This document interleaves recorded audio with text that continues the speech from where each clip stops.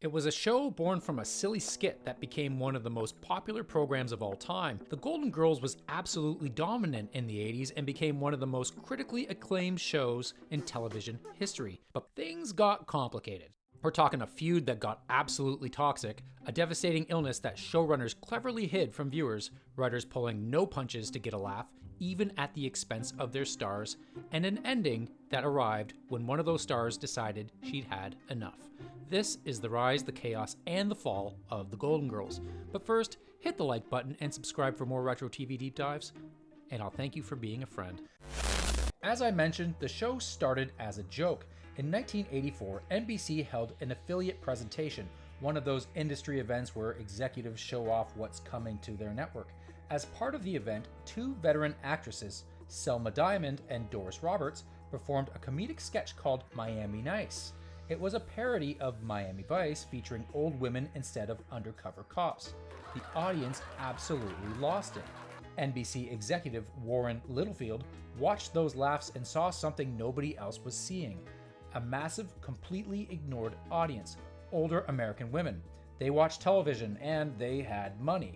And they were therefore an advertiser's dream. So he brought in Susan Harris, the writer behind Soap, one of the most daring comedies of the 70s. Now, Harris didn't want to do a geriatric show revolving around Metamucil and Aquasize. She pitched a show about older women who were sharp, funny, sexual, and fully alive. Here's something most people don't know. The show we love today almost looked completely different. The original characters were conceived as Jewish American women, but at the time there was concern that the New York Jewish style humor wouldn't play well in the Midwest or the South, so NBC rejected it. Harris had to make the show more broadly American, which is why the last names ended up being Zbornak, Nyland, Devereaux, and Petrillo, representing Polish, Scandinavian, Southern, and Italian heritages. And the cast itself went through a kind of musical chairs before anything was locked in. For Dorothy, NBC's first instinct wasn't Bea Arthur. They went to Elaine Stritch, the legendary Broadway powerhouse with exactly the kind of acidic, commanding presence the role required. Stritch came into the audition and proceeded to make the costliest mistake of her career. Trying to get a laugh, she improvised a line, asking someone not to forget the effing hors d'oeuvres. And the room went cold. That wasn't exactly the wit producers had in mind, and the role ended up going to Bea Arthur almost by default. Then the rest of the cast went through its own reshuffling. Originally, Betty Wright was cast as Blanche, the man-hungry Southern seductress, and Rue McClanahan was going to play Rose, the sweet, naive one. But director Jay Sandrich looked at both women and realized they were essentially playing their old characters. Betty as Blanche was too close to her sharp, sarcastic Sue Ann Nivens from Mary Tyler Moore, and Rue as Rose was too close to her scatterbrained Vivian from Maude. So he made them switch. Clearly this was the right call, but reportedly it was one of the first things that annoyed Bea Arthur. She respected Rue, but she viewed Betty as a game show personality, not a serious actress.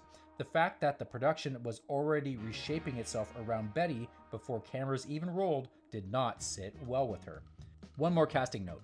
The original plot had a fifth character, a gay cook named Coco, brought in as comic relief. He appeared in the pilot and was never seen again, because the moment Estelle Getty stepped on set as Sophia, she stole every scene. The show didn't need 5 people. The Golden Girls premiered on September 14th, 1985, and it didn't take long for America to cozy up to the 4 leading ladies. It landed at number 7 in the Nielsen ratings for the season. In real terms, that meant 1 out of every 4 televisions tuned to NBC on Saturday nights to watch 4 older women eat cheesecake and talk about their lives. Critics loved it, and audiences couldn't get enough. It felt genuinely revolutionary, not just funny, but different from everything else on television. Now, the chemistry between the 4 leads looked effortless on screen, but behind the scenes, it was anything but. Now, forgive me because I'm going to go down an interesting path and related this to one of my favorite movies as a teen. The whole dynamic was a little bit like Shooter McGavin and Happy Gilmore. Like Shooter, Bea Arthur was an old-school, consummate professional purist. She was a classically trained, Tony Award-winning stage actress who believed in discipline. Hit your marks, deliver your lines, stay in character, conserve your energy. Betty White, at least in Bea's eyes, was kind of like Happy Gilmore. She shot from the hip, connected with the audience between takes, and kept everything loose, which Bea thought was unprofessional. But the real fireworks came after the 1986 Emmys, when Betty White won Outstanding Lead Actress in a Comedy Series for Season 1. Bea Arthur was devastated. In her mind, she was the real actress in the room, and the Emmy had just gone to the sideshow. It was like Shooter losing the tour championship to Happy. Her son, Matthew Sachs, would later confirm that his mother had a tendency to need someone to be angry at to fuel her. And with this as the backdrop, things were about to get worse, even though the show became more popular than the early bird special at Golden Corral. Bea Arthur demanded professionalism. Betty White didn't fit her definition of that, and according to casting director Joel Thurm, Bea had started using the C word to describe Betty, not just in private, but in professional settings with colleagues. And if that weren't enough, there was another crisis quietly brewing. So Estelle Getty had always been nervous. Despite playing the most fearless character on the show, she suffered from severe stage fright every single week. Being on the same stage as Bea Arthur and Betty White terrified her. But somewhere between seasons 3 and 5, it became something more than nerves. Estelle began struggling to remember her lines, not occasionally, consistently. The production team scrambled to manage it. Cue cards appeared everywhere, inside open drawers, behind props, on the backs of cereal boxes in kitchen scenes, written on the hands of other actors, whatever it took. And if you go back and watch season 5 and 6 closely, you'll notice something. Sophia is often seated or standing behind a counter or positioned near a surface. That wasn't a creative choice. That was the production team giving Estelle somewhere to rest her eyes on a hidden script and concealing something more serious, the physical tremors that had started appearing. What nobody fully understood yet was that Estelle was showing the early signs of Lewy body dementia, a brutal, progressive neurological disease. Those memory lapses weren't going to get better. And this, somehow, only made the tension between Bea and Betty worse. Bea apparently viewed this as mockery dressed up as helpfulness. She became fiercely protective of Estelle, which added yet another layer to her contempt for Betty. And if that weren't enough, the writers were adding kerosene to the inferno. Throughout the series, they had found a formula audiences loved, self-deprecating humor at the expense of the cast. And there was plenty to go around. Blanche's vanity was mocked, Rose's naivete was mocked, Sophia's age was mocked, but as seasons went on, Dorothys jokes became more and more personal.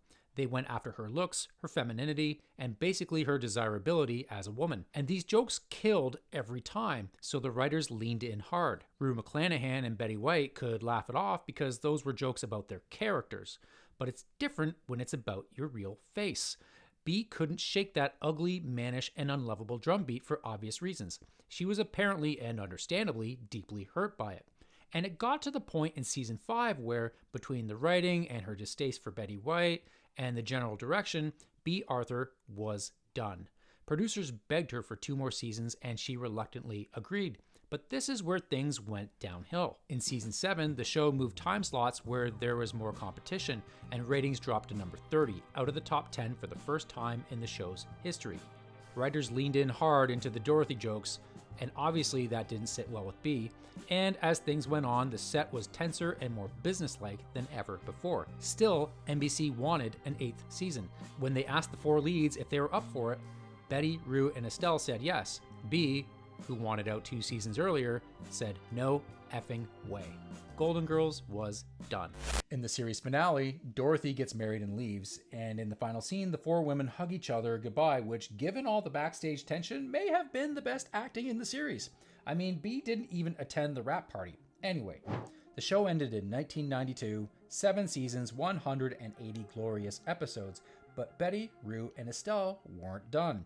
The spin-off, The Golden Palace, premiered in 1992 on CBS with a new supporting cast that included a young Don Cheadle and Cheech Marin, brought in to try and fill the energy gap left by Bea Arthur. It landed at number 57 in the ratings, and CBS used the old clapper and turned off the lights after just 1 season. It turned out that the very tension that had been tearing the show apart was exactly what had made it great. Without the Dorothy-Rose friction generating some real heat, the whole thing felt about as empty as a pill organizer on a Sunday night. Now, the beauty of pre-internet, pre-TMZ television was that most of this stayed hidden. The show lived on in syndication, and the Golden Girls stayed golden in America's eyes with the feuds never surfacing. Sadly, Estelle Getty's health continued to decline through the 2000s. She largely withdrew from public life and sadly passed away in 2008 at 84, having spent her final years in severe cognitive decline. The same disease that had been quietly taking hold while America was laughing at Sophia's one-liners. Bea Arthur died in 2009 at age 86, and she and Betty never reconciled. By all accounts, Bea went to her grave with the same fundamental opinion of Betty she'd formed in 1985. And it wasn't until the 2010s, when the show found a massive new audience on streaming services and its cultural revival began, that the full story started coming out. And somehow knowing all of it only makes the show's legacy more impressive. As I mentioned at the beginning, it won a ton of awards, racking up a staggering 68 Emmy nominations and 11 wins over its 7-season run. Its most legendary achievement was the Grand Slam, meaning that every single one of the 4 main leads, Betty White, Rue McClanahan, Bea Arthur, and Estelle Getty, won an individual Emmy for their performance. That's only happened a few times. Bonus points if you can tell me those shows in the comments. And beyond the hardware, the Golden Girls proved something that would shape television for decades. Older women with complicated, funny, messy inner lives could anchor a prime-time juggernaut. And it created a structural blueprint for female ensemble television that the industry has been building on ever since. Designing Women took the same basic formula, the brain, the beauty, the innocent, the wild card, and transposed it to a southern setting, peaking at number 6 in the ratings and proving the concept worked just as well on CBS. Sex and the City took it even further, with creator Darren Star openly acknowledging the debt, essentially moving the girls into their 30s, replacing the Miami kitchen table with a Manhattan cocktail bar, and mapping the same archetypes onto Carrie, Miranda, Charlotte, and Samantha. The show was more taxing on those who made it than the audience ever knew. The feuds, the hidden illness, and the years of jokes that devastated one of television's greatest actresses. Yet, nearly 40 years later, the show is still in syndication, still finding new audiences, and proving that no matter how much time passes or how much you throw at it, the gold hasn't tarnished.